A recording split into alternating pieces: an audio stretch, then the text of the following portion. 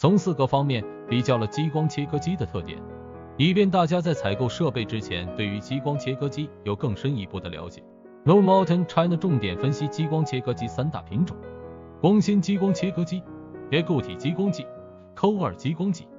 其在生产中各有各的特点。1、操作要求及维护。光纤激光器采用光纤传输，操作相对简便，设备免维护，设备免调节。液固体激光机需经常维护，其热透镜效应明显。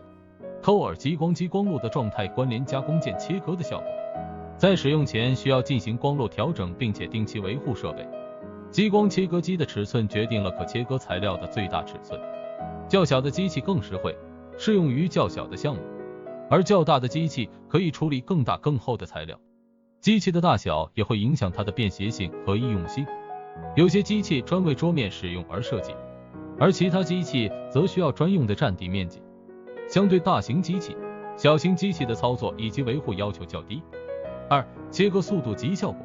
激光切割机的速度效果是通过其切割速度来衡量的，即机器将激光束移动到被切割材料上的速度。切割速度通常以英寸每分钟 (nvm) 来衡量，更快的机器效率更高，可以处理更大的切割量，但它们可能会在此过程中牺牲一些精度。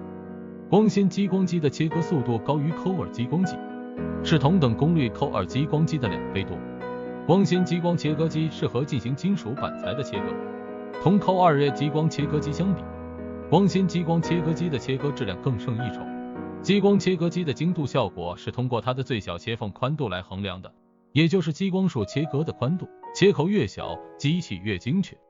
激光切割机可以产生非常小的切口，有时小到千分之几英寸，这使得它们非常适合复杂和精细的切割任务。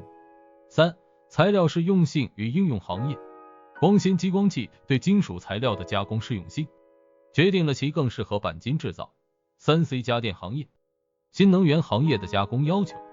相对而言，Co2激光机具有更广泛的材料适用性。4、能耗程度及综合成本。同功率的设备进行比较，光电转化率从高到低依次为光纤激光器、Co2激光器、固体激光器。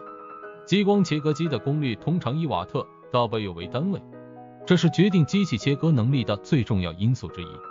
功率更高的机器可以切穿更厚、更硬的材料，但是功率较低的机器价格更实惠，适用于较轻的切割任务。通过上面4个因素 ，NC 同大家一起深入了解激光切割机。总的来说，激光切割机的选择取决于用户的具体切割需求。切割速度快的大功率机器可能是工业用途的理想选择，而更小、更精确的机器可能更适合业余爱好者和小型企业。